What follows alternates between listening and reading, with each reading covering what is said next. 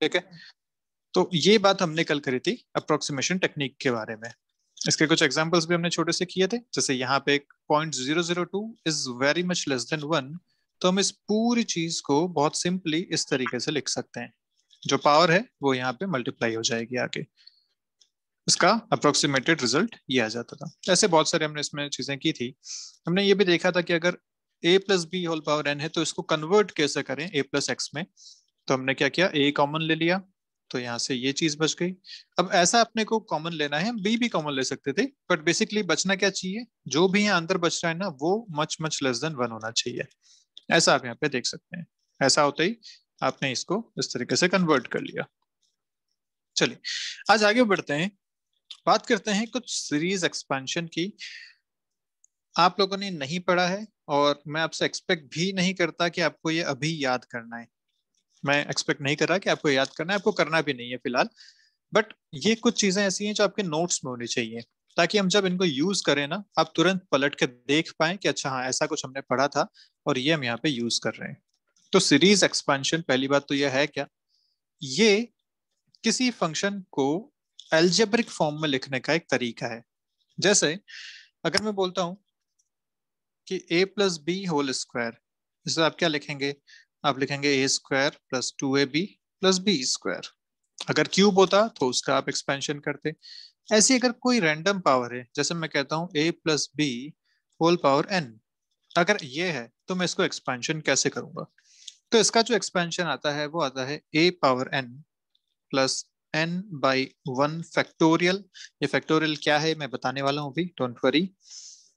a power n minus one into B plus n square या n minus one by 2 factorial a power n minus two into B square, plus इस तरीके से आगे चलता जाएगा।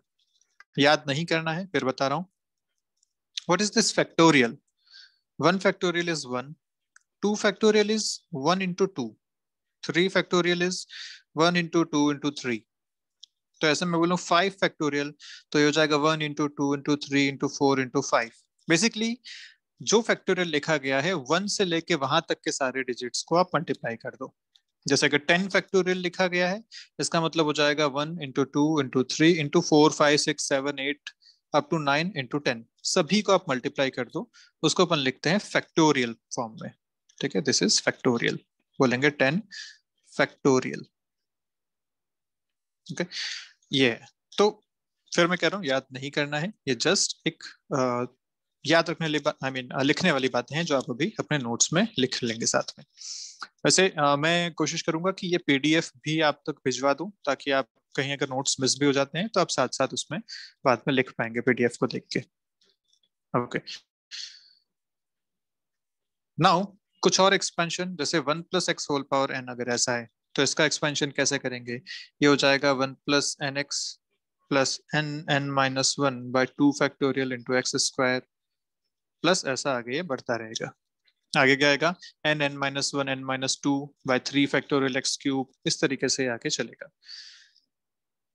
ऐसे अगर e की पावर x है, e की पावर x को मुझे अगर एल्जेब्रिक फॉर्म में एक्सपैंड करना है तो मैं कैसे करूं। तो इसका जो रिलेशन आता है वो आता है 1 plus x plus x square by 2 factorial plus x³ by 3 factorial plus x4 by 4 factorial x5 by 5 factorial, ऐसा ही लगातार चलता रहेगा अप टू इन्फिनिटी। ऐसा ही ln 1 प्लस माइनस एक्स, अगर ऐसा कुछ है, ln याद है ना, लॉगरिथम में हमने पढ़ा था, लॉग नेचुरल ई, वो वाला जिसमें बेस ई होता था, इसको आप ऐसा भी लिख सकते हैं। ठीक है, ये सेम है। तो इसका अगर एक्सपेंशन करना है तो कैसे करेंगे, तो इसका एक्सपेंशन होता है प्लस माइनस एक्स, मतलब जो भी यहाँ साइन है वो साइन आप यहाँ यूज कर लीजिए, minus half x square plus minus, या आप इसको ऐसा कर लो आराम से, x² by 2 plus minus x³ by 3 minus x4 by 4 plus minus x5 by 5, ये ऐसा चलता रहेगा आगे तक। ये इसका एक्सपेंशन है। अब ये कहाँ काम आएंगे अगर इसके बारे में आपको बताऊं छोटा सा, तो जैसे आपको एक क्वेश्चन दिया गया, क्वेश्चन क्या है, क्वेश्चन कुछ ऐसा है कि लेट्स से बहुत सारे फोर्सेस यहाँ पे लग रहे हैं। मैं मान लेता हूँ दिस इज एक्स एक्सिस। इस एक्स एक्सिस पे ये 0 1 2 ऐसे सारे पॉइंट्स हैं इन्फिनिटी तक। मैं बोलता हूँ कि एक यहाँ पे एक फोर्स लग रहा है 1 न्यूटन का, यहाँ पे एक फोर्स लग रहा है 2 न्यूटन का, यहाँ पे एक 3 न्यूटन का, यहाँ पे एक 4 न्यूटन का। ऐसे इनफाइनाइट फोर्सेस इस पे लग रहे हैं। आपको बोला गया कि बताइए टोटल फोर्स कितना है, टोटल सम कितना है। तो आप क्या करेंगे, इन सबको यहाँ पे ऐड करेंगे। अब सोचो साथ में अगर मैं कहता कि पोजीशन के साथ इनका रिलेशन भी बताओ, तो सोचो 0 वाले पॉइंट पे यहाँ 1 न्यूटन फोर्स लग रहा है, 1 वाले पॉइंट पे 2 न्यूटन फोर्स लग रहा है। ऐसे अगर उनको रिलेशंस इनके बताने हैं तो ये सारी चीजें अपने पास तब काम आती हैं। तो फिलहाल हम इस पे बहुत ज्यादा नहीं जाएंगे, बस मैं आपको नोट्स में लिखवा रहा हूँ इन्हें, आप इसे साथ में नोट डाउन कर लेंगे। ठीक है, तो ये कुछ बेसिक बेसिक बातें हैं जो अपने को ध्यान रखनी है। अब एक अप्रोक्सीमेशन तो हमने पढ़ा था, 1 + x whole power n = 1 + nx। ये पढ़ा था, कब था ये? If x is much much less than 1, तो ये किया जा सकता था। ऐसे कुछ अप्रोक्सीमेशन और हैं, इसी कंडीशन पे कुछ अप्रोक्सीमेशन और भी हैं। जैसे अगर e की पावर x है और x अगर 1 से बहुत छोटा है, so this is approximately equal to 1 + x, ऐसा लिखा जा सकता है। सिमिलरली अगर ln ऑफ 1 ± x है, तो इसे भी अप्रोक्सीमेटली +-x लिखा जा सकता है। सिमिलरली अगर मैं बोलूं साइन ऑफ x है, तो दिस इज अप्रोक्सीमेटली x। ये सब कब आ रहे हैं? जब x जो है वो बहुत छोटा है, 1 से बहुत छोटा है तब। अगर मैं बोलूं cos x, तो cos x अप्रोक्सीमेटली हो जाएगा 0, और tan x अगर बोलूं तो अप्रोक्सीमेटली हो जाएगा ये भी x के बराबर। सॉरी, cos x हो जाएगा 1, cos x हो जाएगा 1 के बराबर। देखो इन तीनों को तो मैं आपको समझा भी सकता हूँ कैसे। आपको अगर ट्रिग्नोमेट्री आपने पढ़ी है तो आपको कुछ टेबल्स याद होंगी। जैसे साइन थीटा की आपने टेबल बनाई थी 0 डिग्री पे, फिर 30 डिग्री पे, फिर 45 डिग्री पे, फिर 60 डिग्री पे, देन 90 डिग्री पे। ऐसे आपने टेबल्स बनाई थी। लिखा था वैल्यू 0, 1/2, 1/√2, √3/2 एंड 1। ये पढ़ा हुआ है ना, यस और नो? Yes sir. हाँ, ऐसे कॉस के लिए आपने वैल्यू बनाई थी तो इसको अपोजिट में लिखा था इस तरीके से। और इसे 10 के लिए जब बनाया था तो यहाँ पे आपने लिखा था 0, फिर आगे आप 1/√3, 1√3 और इन्फिनिटी, इस तरीके से आपने वैल्यूज इसके बनाई थी। तो अब ध्यान से देखो, जब मैं कह रहा हूँ ये वैल्यू कब आ रही है, जब x बहुत छोटा है 1 से, इसका मतलब ये अप्रोक्सीमेटली 0 के आसपास है। अप्रोक्सीमेटली जब 0 है तो नॉट एग्जैक्टली 0, अप्रोक्सीमेटली 0। तो जब मैं अप्रोक्सीमेटली 0 की बात करता हूँ तो 0 से थोड़ा सा ऊपर जाते ही, जितना मैं ऊपर गया, लगभग लगभग साइन की वैल्यू उतनी ही आएगी, क्योंकि साइन 0 इज एग्जैक्टली 0। पर साइन से मैं थोड़ा सा ऊपर गया, लेट्स से 0.000002 डिग्रीज, तो इसकी वैल्यू कितनी आएगी? 0.00002। ऐसा, ये इसका मतलब है। ऐसे ही कॉस में देखो, cos 0 is approximately equal to 1। तो अब अगर मैं कॉस का 0.00002 डिग्रीज देखता हूं तो ये अप्रोक्सीमेटली इक्वल टू 0 एंगल यही है, और 0 पे हम जानते हैं वैल्यू 1 होती है, तो इसलिए this is approximately equal to 1।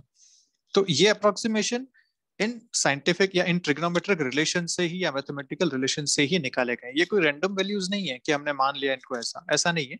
जो इनका एक्चुअली रिलेशंस बनते हैं उसके करस्पॉन्डिंग हम इसको लेके चलते हैं। तो ये सारी चीजें हम कहीं ना कहीं हमारे क्वेश्चंस में यूज करने वाले हैं। देखो फिजिक्स अभी तक शुरू भी नहीं हुई है, फिजिक्स शुरू होने में अभी कम से कम 6-7 दिन लगने वाले हैं। उसके बाद हम फिजिक्स में कुछ पढ़ना शुरू करेंगे। तब तक हम फिजिक्स पढ़ने की तैयारी कर रहे हैं कि फिजिक्स पढ़ने से पहले हमें क्या क्या आना चाहिए। ठीक है, तो कुछ बातें ये हो गई। अब इसके बाद अगर और थोड़ी सी चीजें देखें तो एलजेब्रा से रिलेटेड चीजें आती हैं।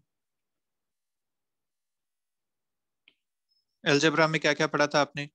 कि आप किसी नंबर को 0 से डिवाइड नहीं कर सकते। अगर 0 से डिवाइड करना इज नॉट डिफाइंड, मतलब कोई नंबर ए है, उसको अगर 0 से डिवाइड करते हो तो ये इन्फिनिटी हो जाएगा, या जिसको नॉट डिफाइंड भी कहते हैं, डिफाइंड नहीं है ये बात हम जानते हैं।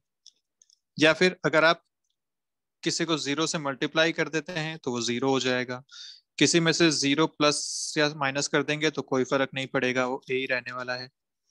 अच्छा, किसी की पावर अगर 0 कर देते हैं तो ये हो जाएगा 1, किसी की भी पावर 0 इज 1।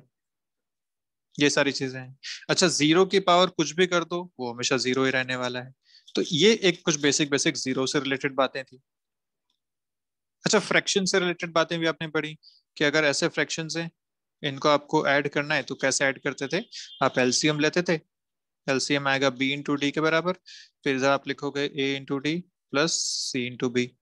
याद है ना? यहाँ से आपने एलसीएम लिया, फिर देखा कि इधर बी अवेलेबल है, डी नहीं है, तो डी ऊपर मल्टीप्लाई कर दिया।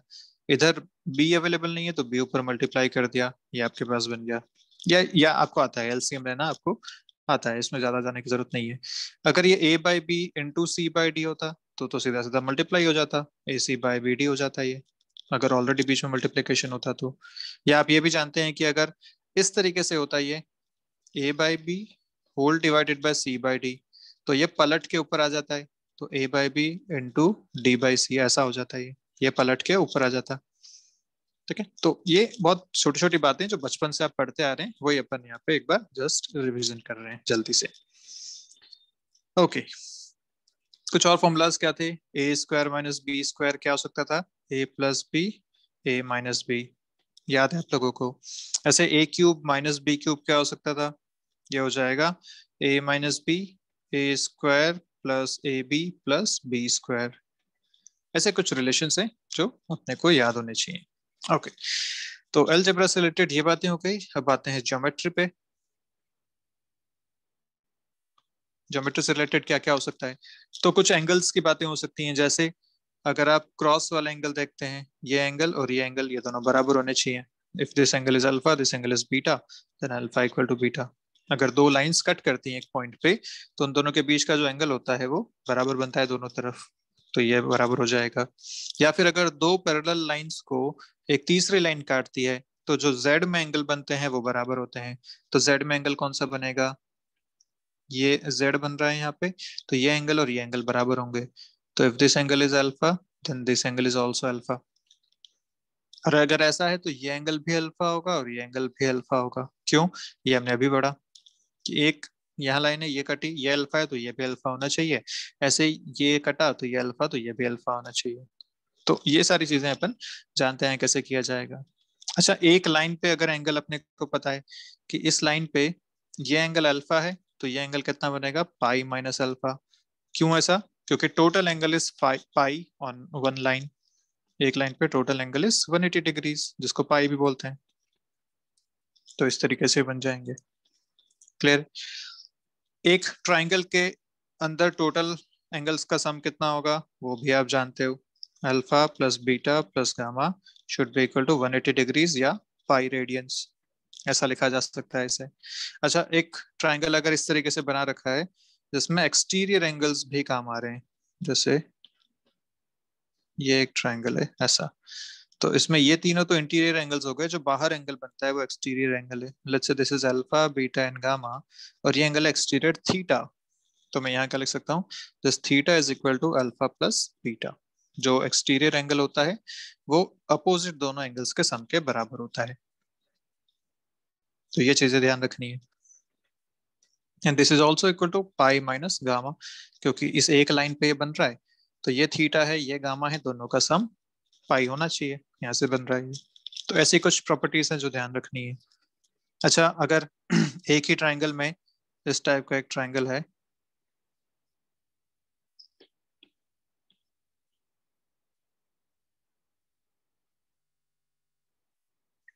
और यहाँ पे एक लाइन ऐसी है, ये 90 डिग्रीज अगर बना रहा है, तो if this angle is alpha, this angle is gamma and this angle is beta, तो आपको अल्फा और बीटा का रिलेशन बताना है। तो अल्फा और बीटा का रिलेशन क्या होगा? तो अल्फा और बीटा दोनों इक्वल होंगे। कैसे होंगे? तो आराम से देख लो, ये 90 ये भी 90। अगर मैं इस ट्राइंगल की बात करूं, इस ट्राइंगल में this angle is alpha, this angle is 90, तो ये कितना बचा? अब 90 माइनस अल्फा, क्योंकि टोटल इज 180 डिग्री, तो ये बचा 90 माइनस अल्फा। और क्योंकि इधर से अगर बात करें तो ये आपको एंगल भी 90 डिग्री दे रखा है, this angle is also given as 90 degree. तो यहाँ से भी अपने को एक बात समझ में आती है कि अब जो टोटल बनना चाहिए वो पाई बनना चाहिए यहाँ से यहाँ तक। This complete angle should be equal to pi. उसमें से ये तो 90 हो गया, हटाओ, तो मतलब ये दोनों फिर से 90 होने चाहिए। अगर ये 90 होना चाहिए, उसमें से ये 90 माइनस अल्फा है, तो ये अल्फा होना चाहिए। तो इसलिए beta should be equal to alpha. तो ऐसे बेसिक बेसिक ज्योमेट्री आपको रिलेशंस एंगल देखने आने चाहिए कि कैसे कैसे यहाँ पे चीजें हो सकती हैं। ठीक है। इसके अलावा अब बात आती है कुछ शेप्स की, सरकमफेरेंस की या एरिया की या वॉल्यूम की। उनकी अगर बात करें तो सबसे पहले बात करते हैं ट्राइंगल की। ट्राइंगल एक ऐसा एक जनरल ट्राइंगल ले लेते हैं। इस टाइप का मैंने एक जनरल ट्राइंगल ले लिया ऐसा। तो इसमें हम जानते हैं कि अगर ये हाइट पता है, ये हाइट h है, और ये बेस अगर b है, तो इसका एरिया कितना लिखा जाएगा, half into base into height. ये इसका एरिया लिखा जा सकता है। ध्यान के रखना है बेस और हाइट में एंगल 90 डिग्री होना चाहिए, तभी आप देख पाएंगे। अच्छा, अगर सिमिलर ट्राइंगल्स की बात करें, कैसे देखोगे सिमिलर ट्राइंगल्स? तो ये दो ट्राइंगल बना लिया आपने, इसके अंदर मैं यहाँ पे एक लाइन और बना देता हूँ ऐसा, तो यहाँ दो ट्राइंगल बन गए। Let's say this point is a, this point is c, this point is b, this is a dash, this is c dash.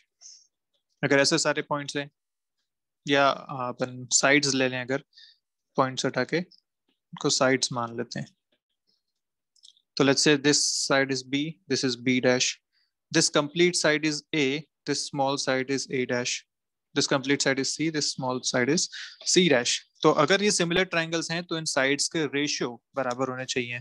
मतलब जो ratio a dash by a का होगा वही b डैश बाई b का होना चाहिए, और वही c डैश बाई c का भी होना चाहिए।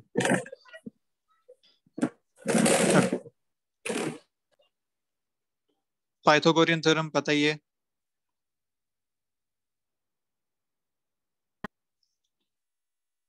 जानते हो ना आप लोग Pythagorean theorem? Yes no? Yes.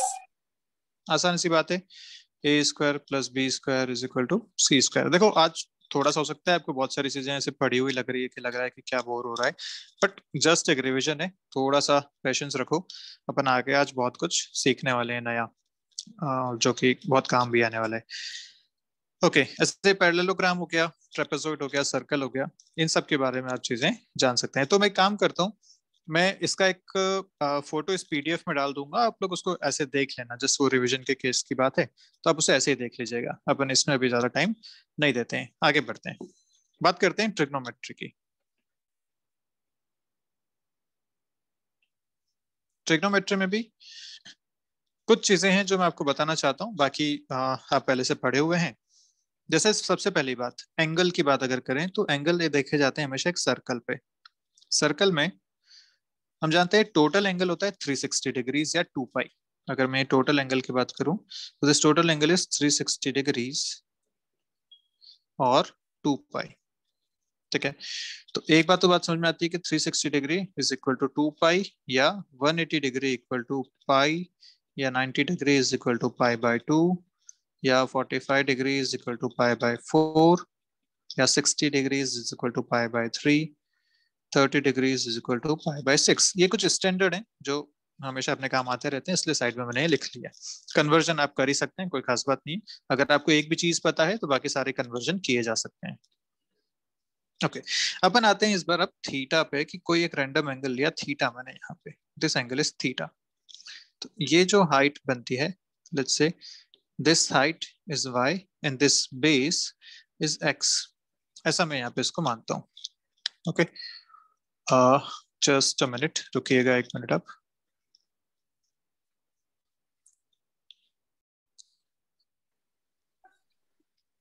Okay, सो इस ट्राइंगल की अगर मैं बात करूं तो इस ट्राइंगल से हम अपने सारे ट्रिग्नोमेट्रिक रिलेशंस देख सकते हैं। ट्राइंगल से कैसे देख पाएंगे? तो अगर ये रिलेशन एक्स वाई और ये अगर आर है इस रेडियस ऑफ द सर्कल, तो हम चीजें क्या क्या बता सकते हैं यहाँ से। साइन थीटा, पहली बात, तो sine theta is equal to आ जाएगा वाई बाय आर के बराबर, और इसी को हम 1 बाई कॉसेक थीटा भी लिख सकते हैं।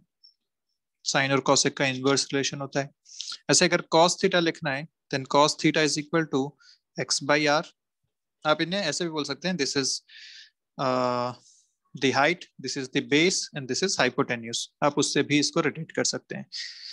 cos theta is x by R, इसको 1 बाई sec थीटा भी लिखा जा सकता है, and tan theta is height by base which is y by x, this also can be written as 1 by cot theta।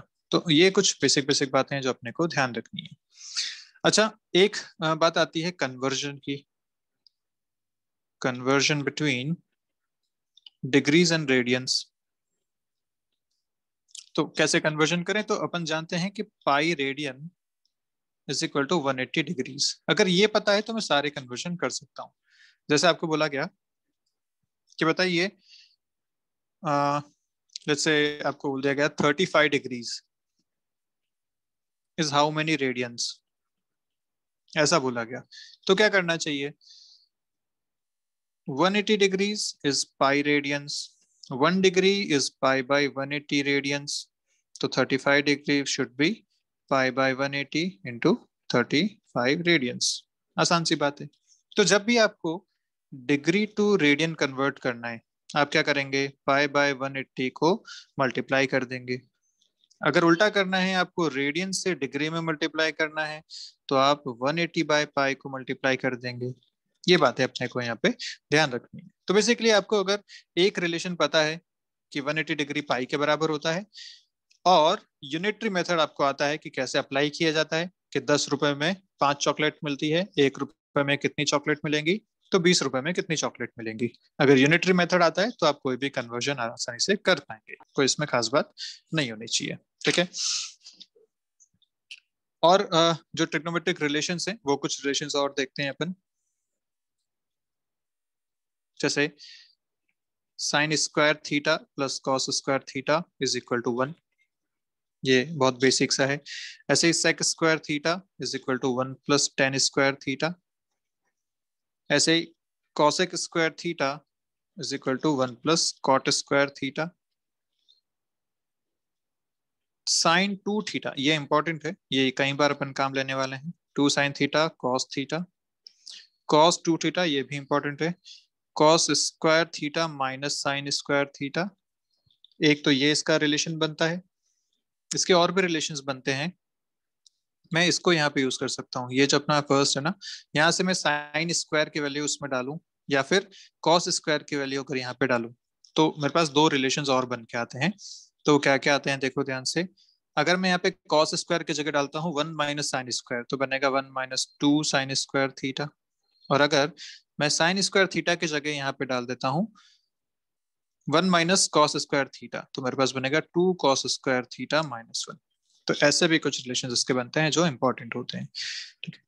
तो ये कॉस टू थीटा, यहां से मैं इसको ऐसा भी लिख सकता हूँ, this sine square theta can also be written is 1 plus या 1 माइनस कॉस 2 थीटा बाई 2, ऐसा भी लिखा जा सकता है।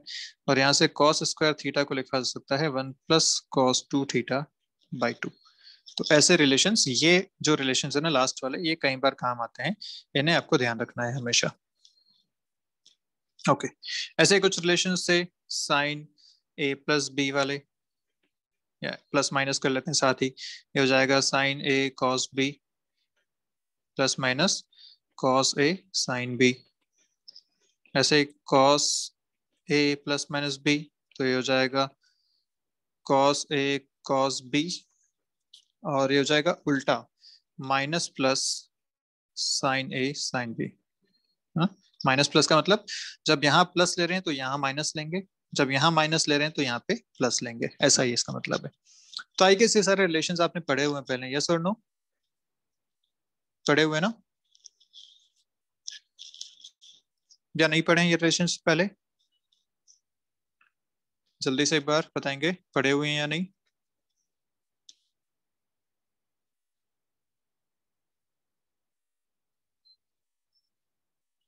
आप लोग सुन पा रहे हैं?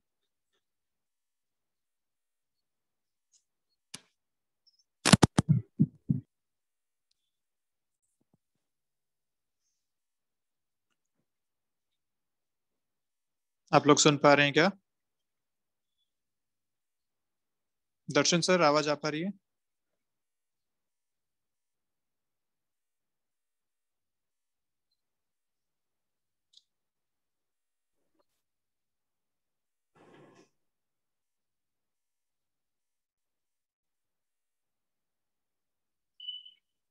दर्शन sir, am I audible sir?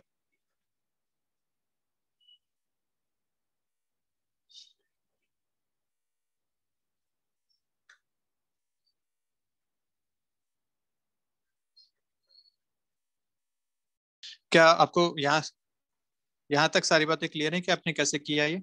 Yes और no? Yes sir. Yes, sir. ठीक है, तो अब मैं आपको कुछ एग्जांपल्स देता हूँ, वो आप मुझे बताएंगे जल्दी से। मैं लिखता हूँ यहाँ पे cos ऑफ 90 प्लस थीटा, ऐसा लिखा हुआ है cos ऑफ 90 प्लस थीटा। तो पहली बात, क्योंकि ये 90 पे जा रहा है तो क्या चेंज होना चाहिए, cos का साइन होना चाहिए, यस और नो? आप लोग जवाब देंगे, क्या cos का साइन होना चाहिए? Yes. यस। यस, तो ये आएगा साइन ऑफ थीटा। अब पॉजिटिव या नेगेटिव ये डिसाइड करना पड़ेगा। तो आते हैं इस पे, लिखा था आपने CAST, आपने बोला है 90 प्लस थीटा, यहां तक आगे 90 और थीटा यहाँ पे आ रहा है। ठीक है, एंगल हमें किसका, साइन किसका देखना होता है, जो ऑलरेडी था उसका। तो यहाँ कौन था, कॉस था। क्या कॉस इसमें पॉजिटिव या नेगेटिव? नेगेटिव, तो साइन आप यहाँ लगा देंगे एक नेगेटिव। तो cos of 90 plus theta is minus sine theta. ऐसे ही cos ऑफ 90 माइनस थीटा अगर आपको बोला जाए तो ये क्या आएगा, 90 माइनस थीटा। तो पहली बात तो यहाँ पे 90 है, मतलब चेंज करना पड़ेगा, this will be sine theta. अब पॉजिटिव या नेगेटिव साइन डिसाइड करते हैं। 90 माइनस थीटा, 90 यहां से यहां तक, उसमें से कुछ एंगल आपने कम किया है, मतलब आप इसी क्वाड्रेंट में है कहीं ना कहीं। 90 में से कुछ एंगल कम किया, मतलब आप इसी क्वाड्रेंट में है। और इस क्वाड्रेंट में तो सारे ही पॉजिटिव है, जब सब पॉजिटिव है तो कॉस भी पॉजिटिव होगा। एक प्लस का साइन मैंने लगा दिया, विल गिव यू दिस।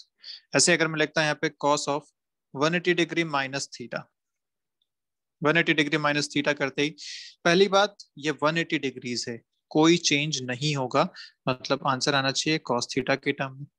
अब पॉजिटिव या नेगेटिव डिसाइड करते हैं।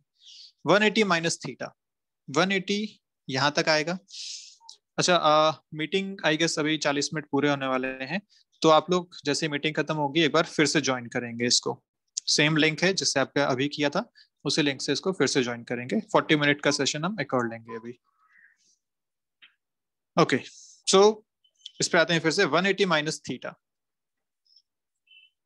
180 बोले तो यहां तक माइनस कुछ एंगल किया है, मतलब आप इसी क्वाड्रेंट में कहीं ना कहीं है। इस क्वाड्रेंट में साइन पॉजिटिव है तो कॉस तो नेगेटिव होना चाहिए, कॉस नेगेटिव होना चाहिए, मतलब यहाँ पे एक माइनस साइन लग जाएगा। ठीक है, ऐसे अगर होता cos 180 प्लस थीटा, तो 180 प्लस थीटा में आप इस क्वाड्रेंट में आ जाते हैं। 180 प्लस थीटा, यहाँ पे 10 पॉजिटिव है, cos अगेन नेगेटिव है, तो माइनस cos थीटा। तो ये सारी चीजें हैं जो आपको देखनी पड़ेंगी, आप कैसे इनको सॉल्व कर पाएंगे। तो मैं आपको कुछ एग्जांपल्स देता हूँ। cos ऑफ आप कैलकुलेट करेंगे 240 डिग्रीज कितना होना चाहिए, साइन ऑफ 240 डिग्रीज कितना होना चाहिए, tan ऑफ 240 डिग्रीज कितना होना चाहिए, या 10 हटाइए, चलो साइन कॉस में ही रहते हैं अपन, ये कितना